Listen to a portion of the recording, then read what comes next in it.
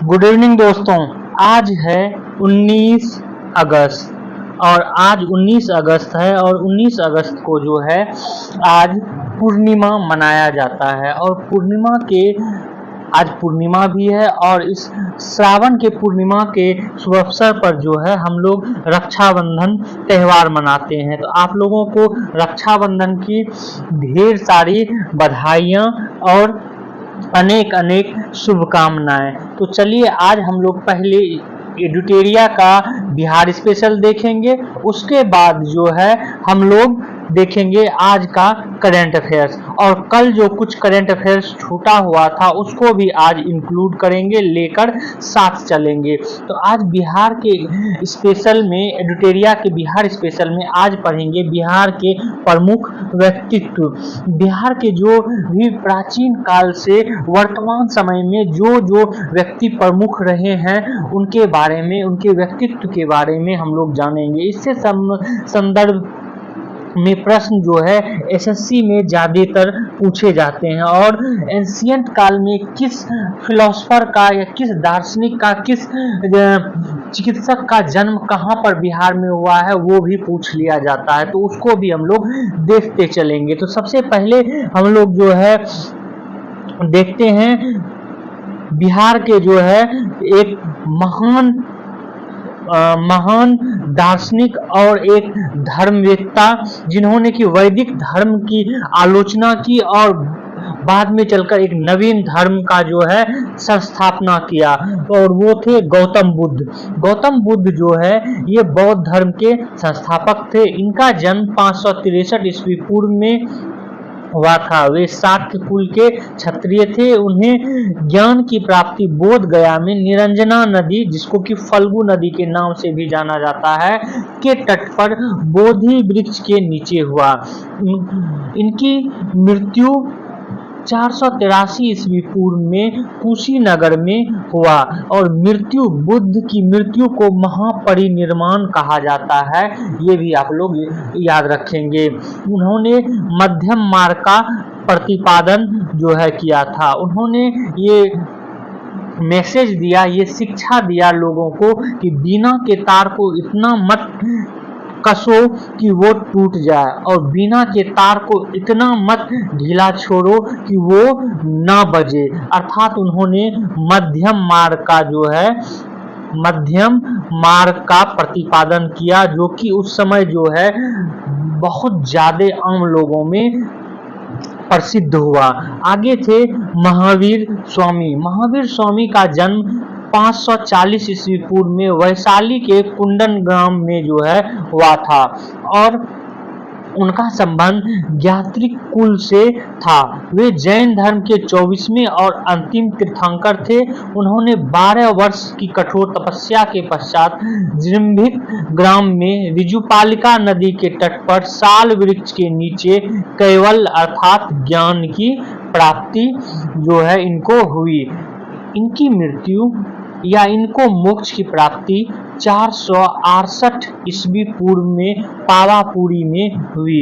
तो ये भी ध्यान रखेंगे कि महावीर को जो है महावीर की मोक्ष को प्राप्ति पावापुरी में हुई और गौतम बुद्ध का जो है महापरिनिर्वाण ये कुशीनगर में हुआ। ये दोनों अलग अलग टर्म है जो कि उनकी मृत्यु के लिए सूचित किया जाता है या मृत्यु के लिए जो है प्रयोग किया जाता है, तो ध्यान में रखेंगे आप लोग ये टर्म। अगला है चंद्रगुप्त मौर्य। चाणक्य की सहायता से नंद वंश को समाप्त कर 321 ईस्वी पूर्व में चंद्रगुप्त मौर्य ने मौर्य वंश की स्थापना की। उन्हें प्रथम बार भारत के विशाल साम्राज्य को संगठित रूप प्रदान किया। हालांकि नंद वंश के काल में ही जो है भारत में एक विशाल साम्राज्य स्थापित हो चुका था, लेकिन उसको दक्षिण भारत में और जो है ईरान तक चंद्रगुप्त मौर्य ले गया। वहीं चाणक्य जो है अगला प्रमुख व्यक्ति है बिहार का। ये हालांकि जो है संबंधित थे तक्षशिला से, लेकिन ये चंद्रगुप्त मौर्य के राजनीतिक गुरु और प्रधानमंत्री भी रह चुके थे और इन्होंने एक पुस्तक लिखी है जिसका नाम है अर्थशास्त्र। ये बार बार पूछा भी गया है और इस अर्थशास्त्र में जो 15 अधिकरण है, ये भी पूछा गया है बीपीएससी में। आगे देखते हैं, अगला है अशोक। मौर्य वंश का सबसे महान शासक अशोक था। चंद्रगुप्त मौर्य का पौत्र एवं बिंदुसार का पुत्र था अशोक। अशोक अपनी शांति, सद्भाव और जनकल्याणकारी शासन के लिए प्रसिद्ध था। अशोक ने बौद्ध धर्म को स्वीकार किया तथा उसके प्रसार के लिए जो स्तंभ और शिलालेख जो है पूरे भारत में लिखवाए, खुदवाए या स्थापित किए, इस तरह से आप जिसको जान सकते हैं। वहीं पर आगे है आर्यभट्ट।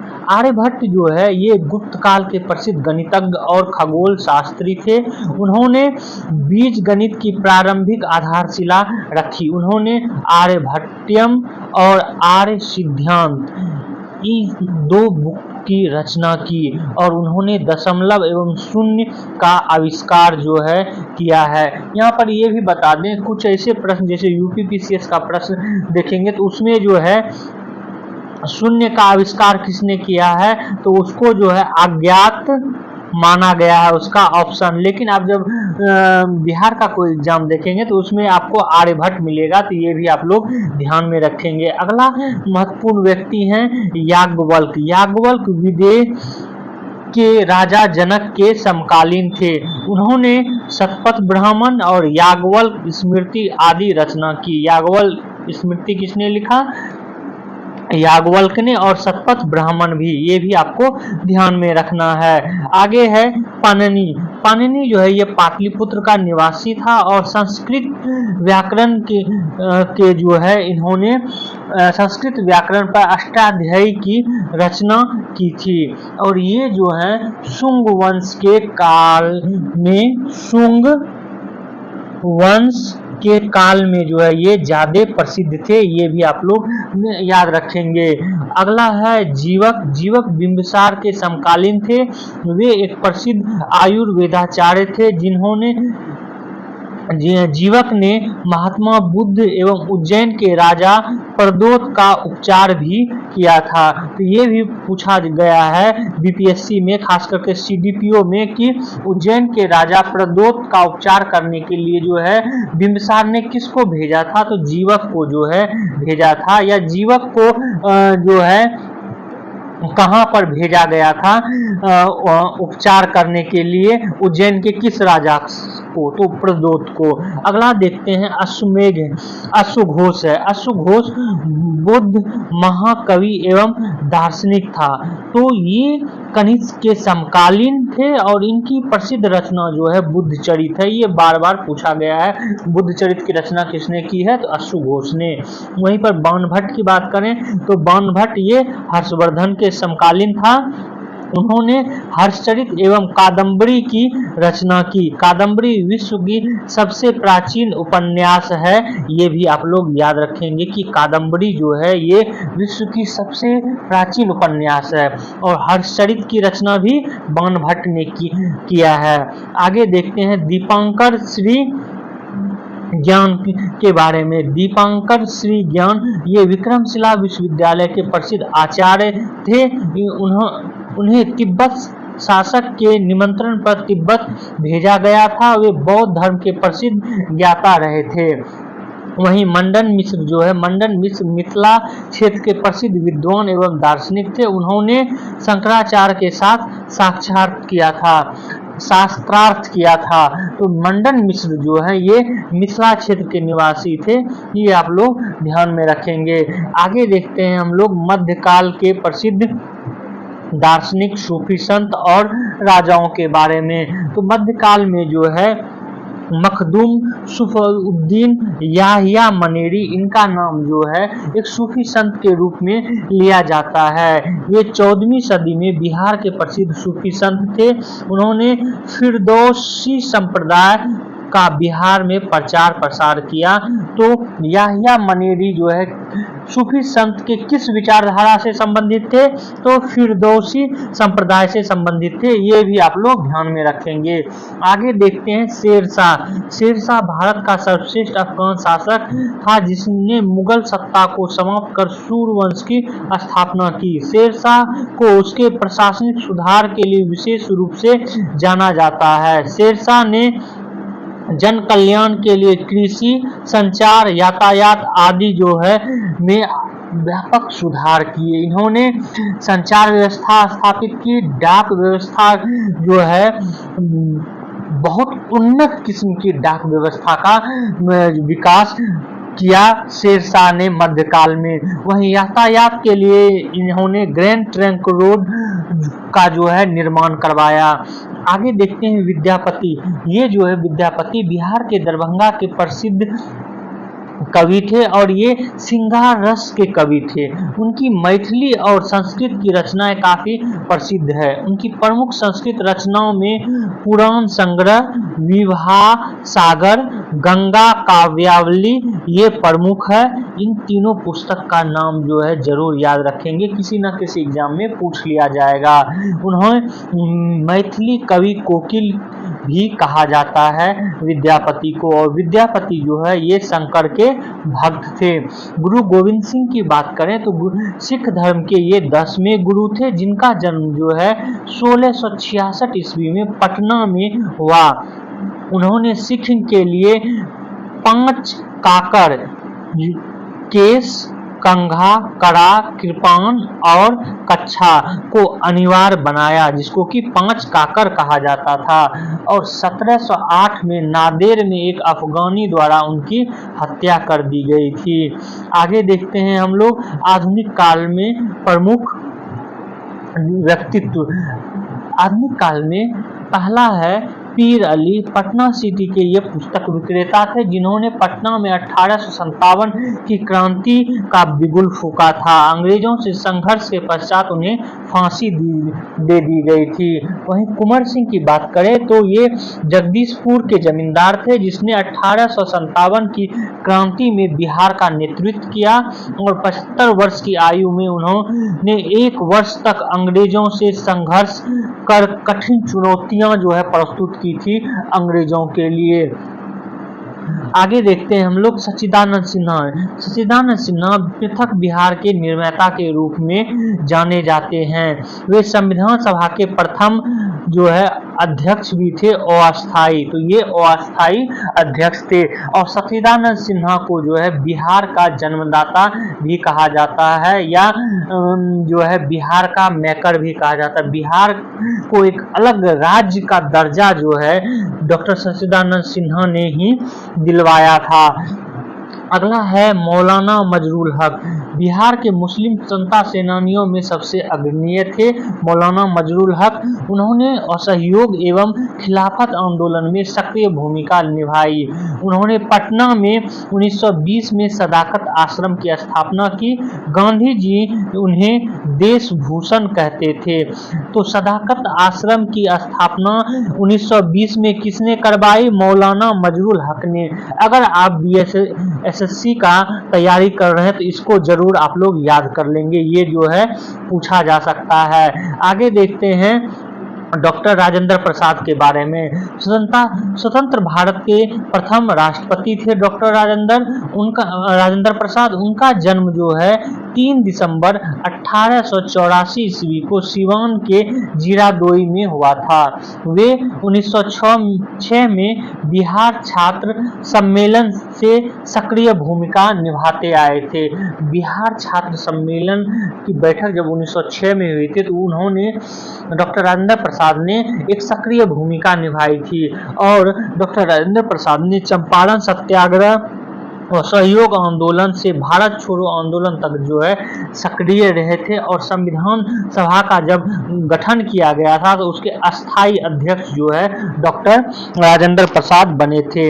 वहीं हसन इमाम की बात करें तो ये पटना के निवासी थे और पेशे से बैरिस्टर थे। उन्होंने स्वतंत्रता आंदोलन में, खिलाफत आंदोलन, सविनय अवज्ञा आंदोलन में सक्रिय रूप से भाग लिया। बिहार में उन्होंने साइमन कमीशन का जो है विरोध का नेतृत्व भी किया था।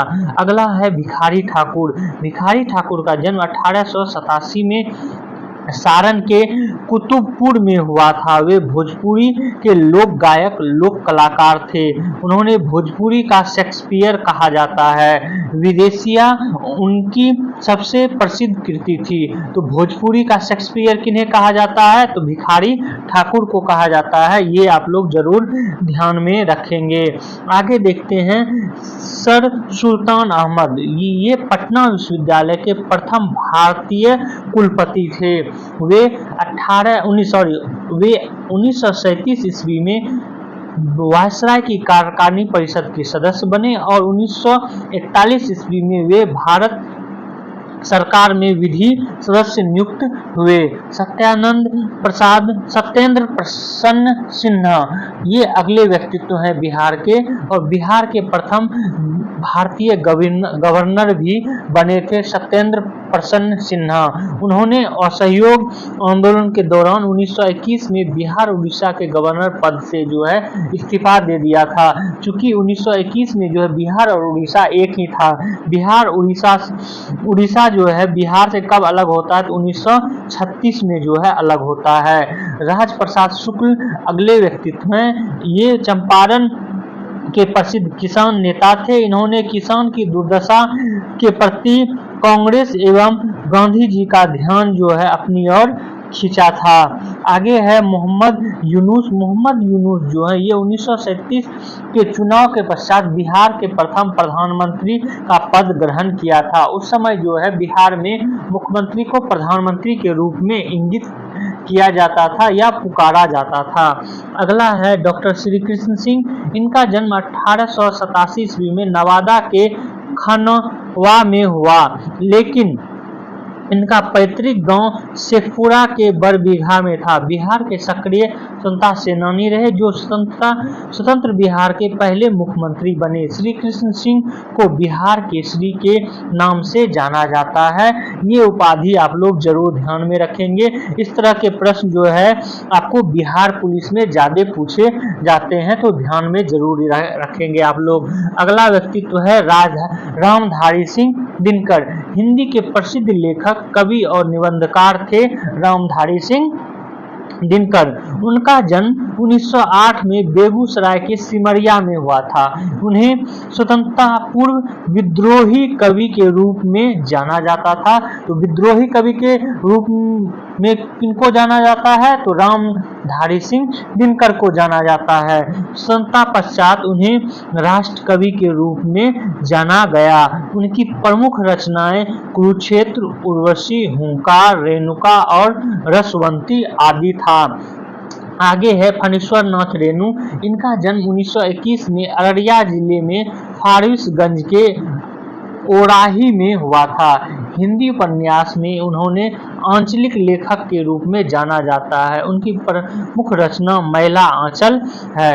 ये मैला आंचल के लिए जो है ज्यादातर जाने जाते हैं फणीश्वर नाथ रेणु। आगे है अनुग्रह नारायण सिन्हा।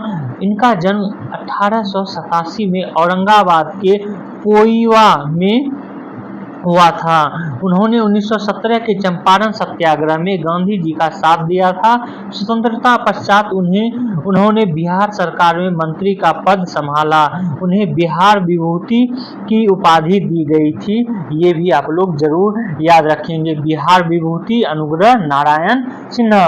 आगे देखते हैं हम लोग जयप्रकाश नारायण के बारे में। इनका जन्म 1902 में बिहार के सारण के सिताब दियारा गांव में हुआ था। इनको लोकनायक के नाम से जाना जाता है। लोकनायक जयप्रकाश नारायण का राजनीतिक जीवन सविनय अवज्ञा आंदोलन से प्रारंभ हुआ और उन्होंने 1942 की क्रांति में विशेष भूमिका निभाई और उन्होंने आजाद दस्ता का गठन किया। ये भी पूछा गया है कि आजाद दस्ता का गठन 1942 की जो है भारत छोड़ो आंदोलन के समय किसने गठन किया था? तो जयप्रकाश नारायण ने किया था।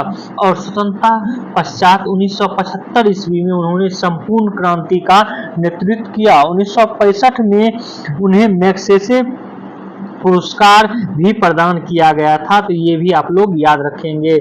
आगे है स्वामी सहजानंद सरस्वती। स्वामी सहजानंद सरस्वती भारत के किसान आंदोलन का जो है जनक थे, या एक अग्रणीय नेता थे भारत के किसान आंदोलन के। उन्होंने सन्यासी जीवन व्यतीत करते हुए किसानों के अधिकारों के लिए संगठन का नेतृत्व प्रदान किया और 1929 में उन्होंने बिहार प्रांतीय किसान सभा का गठन किया और 1936 में उन्होंने भारतीय किसान सभा की स्थापना की और भारतीय किसान सभा की 1936 की बैठक लखनऊ में जो है हुआ था, तो वहां पे इन्होंने इसकी अध्यक्षता भी की थी। उन्होंने हुंकार पत्रिका में अपने विचार प्रस्तुत किया। अगला है कर्पूरी ठाकुर। इनका जन्म 1924 में बिहार के समस्तीपुर में हुआ था। उन्हें गरीबों का मसीहा के रूप में जाना जाता है और स्वतंत्रता पश्चात वे बिहार के दूसरे उप मुख्यमंत्री बने। बाद में 1970 ईस्वी में वो मुख्यमंत्री भी बने। यहाँ पे एक इम्पोर्टेंट तथ्य बता दें कि इनको जो है 1924 में इनका जन्म हुआ है और इनको 2024 में जो है भारत रत्न से सम्मानित किया गया है अभी, इसलिए ये चर्चा में है। तो आपको जो है ये इनके बारे में जानकारी जरूर रखना चाहिए और करंट अफेयर्स में हालांकि इसके बारे में हम डिटेल्स आप लोगों को बताए भी हैं। आगे है राहुल संकृत्यायन। वे हिंदी के प्रसिद्ध साहित्यकार थे। इनका मूल नाम केदारनाथ पांडे था। उनका जन्म 1893 में उत्तर प्रदेश के आजमगढ़ में हुआ था। उनके ज्ञान भंडार के लिए उन्हें महापंडित की उपाधि दी गई थी। उन्होंने बिहार में किसान आंदोलन में प्रमुखता से भाग लिया। उन्होंने सीवान के अनवारी सत्याग्रह का नेतृत्व प्रदान किया था। राहुल संकृत्यायन। आगे है खान बहादुर खुदाबख्श खान। खान बहादुर खुदाबख्श खान। इनका जन्म 1842 में सीवान के उखई में हुआ था। उन्होंने पटना के प्रसिद्ध खुदाबख्श लाइब्रेरी की स्थापना की थी। स्वतंत्रता के पश्चात इसे राष्ट्र धरोहर मानते हुए 1969 ईस्वी में संसद द्वारा पारित प्रस्ताव के तहत इसका नियंत्रण भारत सरकार के अंतर्गत कर दिया गया खुदाबख्श लाइब्रेरी का। और आप जब जाएंगे अशोक राजपथ पे तो अभी भी जो है खुदाबख्श लाइब्रेरी बहुत ही उन्नत अवस्था में है। अगला है रामवृक्ष बेनीपुरी। इनका जन्म 1899 में मुजफ्फरपुर के बेनीपुरी गांव में हुआ था। इन्होंने स्वतंत्रता आंदोलन में सक्रिय भूमिका निभाई और जेल भी गए थे। उन्होंने युवक नामक समाचार पत्र का संपादन किया। उनकी प्रमुख रचना माटी की मूर्तें, चिता के फूल, संघमित्रा और तथागत है। तो ये इनकी बुक का नाम भी आप लोग जरूर ध्यान में रखेंगे। आगे है नागार्जुन। इनका वास्तविक नाम वैद्यनाथ मिश्र था। इनका जन्म 1911 ईस्वी में मधुबनी के सतलखा गांव में हुआ था। नागार्जुन ने हिंदी, मैथिली, संस्कृत और बांग्ला में अपनी मौलिक रचनाएं लिखी। उनकी प्रसिद्ध रचनाओं में युगधारा, प्यासी पथराई आंखें, बलचनामा, सतरंगे पंखों वाली, तालाब की मछलियां, ये इनकी प्रमुख रचना है। वहीं अगला है बिस्मिल्लाह खां। बिस्मिल्लाह खां के बारे में भी बिहार में पूछा जा चुका है। बिस्मिल्लाह खां इनको जो है उस्ताद की उपाधि दी गई थी। उस्ताद बिस्मिल्लाह खां कहा जाता था और इनका जन्म 1916 ईस्वी में बक्सर के डुमराव गांव में हुआ था। वे शहनाई वादन के लिए प्रसिद्ध थे। उन्होंने प्रथम स्वतंत्रता दिवस 15 अगस्त 1947 पर लाल किले में शहनाई वादन किया। 2001 में इन्हें भारत रत्न से सम्मानित किया गया था। तो ये था बिहार में से संबंधित जितने भी प्रमुख व्यक्तित्व थे उनके बारे में। अब हम जो है करंट अफेयर्स देख लेते हैं मोटे तौर पे, क्योंकि नहीं तो फिर लंबा वीडियो बन जाएगा। चलिए तो देखते हैं करंट अफेयर्स। पहला करंट अफेयर्स है लोक लेखा समिति। लोक लेखा समिति का गठन जो है हाल ही में किया गया है संसद द्वारा, और लोक लेखा समिति के अध्यक्ष जो है ये कांग्रेस के केसी वेणुगोपाल को जो है बनाया गया है। ये आप लोग जरूर याद रखेंगे कि लोक लेखा समिति के अध्यक्ष केसी जो है इनको बनाया गया है, केसी वेणुगोपाल को। तो ये इंपॉर्टेंट तथ्य है। अगला जो है ये बहुत ही इंपॉर्टेंट है। इस तरह के प्रश्न आजकल जो है करंट अफेयर्स में पूछे जा रहे हैं कि महाराष्ट्र सरकार द्वारा महिलाओं के लिए घोषित की गई मुख्यमंत्री माझी लाड़की बहना योजना का जो है औपचारिक शुरुआत किया गया, और करीब 1 करोड़ बहनों के खातों में योजना की 2 किस्तें जो है 3-3 हजार रुपये जो है ये दिए गए हैं। तो आपको यहाँ महत्वपूर्ण तथ्य याद रखना है कि मुख्यमंत्री माझी लाड़की बहना योजना इसको किस राज्य ने लागू किया है, ये किस राज्य से संबंधित है, तो ये महाराष्ट्र से संबंधित है। जिस तरह जो है अभी हाल ही में झारखंड में लागू हुआ है इसी तरह का, उसके बाद एमपी में जो है बहुत पहले से लागू है, और उत्तराखंड में भी लागू हुआ है। तो अलग अलग स्टेट में अलग अलग जो है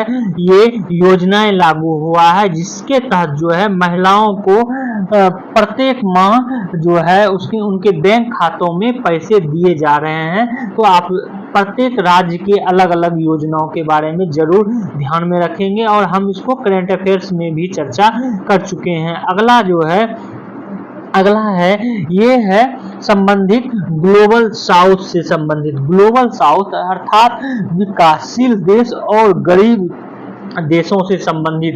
तो ये इसमें जो है मुख्य रूप से उत्तरी अमेरिका कॉन्टिनेंट का, एशिया का, उसके बाद अफ्रीका का, ये देश जो है मुख्य रूप से आते हैं। एशिया का जो है देश जापान, दक्षिण कोरिया, इजराइल, ये देश जो है साउथ ग्लोबल के अंतर्गत नहीं आता है। वहीं अफ्रीका का सारे देश जो है साउथ ग्लोबल के आते हैं, उत्तरी कोरिया के सारे देश आते हैं, और जो है उत्तरी अमेरिका के दक्षिण अमेरिका के सारे देश आते हैं, और उत्तरी अमेरिका के जो है मेक्सिको और उससे नीचे जो देश हैं वो सारे देश कनाडा और यूएसए को छोड़कर ये सब ग्लोबल साउथ के अंतर्गत आता है। इसके बारे में डिटेल्स जो है मैप के माध्यम से आप लोगों को समझा चुके हैं। अगला आज का करंट अफेयर्स है ये है भारतीय तटरक्षक बल के महानिदेशक जो डीजी हैं राकेश पाल, इनका निधन जो है दिल के दौरे से चेन्नई के एक अस्पताल में हो गया है। ये जो है यूपी से उत्तर प्रदेश से संबंधित थे, ये उत्तर प्रदेश के रहने वाले थे। तो ये आप लोग जरूर ध्यान में रखेंगे, खास करके जब उत्तर प्रदेश का एग्जाम देने जाएंगे। आगे देखते हैं। अगला है आज का करंट अफेयर्स कि रक्षाबंधन के दिन दैट मीन्स आज 19 अगस्त को जो है ब्लू सुपर मून जो है ये देखा जाएगा। तो ये मत समझिएगा कि ब्लू सुपर मून अर्थात कि जो है मून चंद्रमा जो है वो ब्लू दिखेगा, नहीं। ये ब्लू सुपर मून का अर्थ होता है कि चंद्रमा जो है अपने आकार से करीब 30% या 14% जो है, ज्यादातर 14% जो है ज्यादा बड़ा दिखाई देता है आज के दिन, इसलिए इस घटना को ब्लू सुपर मून कहा जाता है। तो आप ये याद रखेंगे कि 2024 का ब्लू सुपर मून जो है किस दिन हुआ था, तो 19 अगस्त को जो है हुआ था। ये याद रखेंगे करंट अफेयर्स के अंतर्गत। तो यहाँ तक आज का करंट अफेयर्स था। आप लोग हमारे इस वीडियो को शेयर करें, सब्सक्राइब करें और बेल आइकन को जो है जरूर दबा लें। Thank you for watching this video.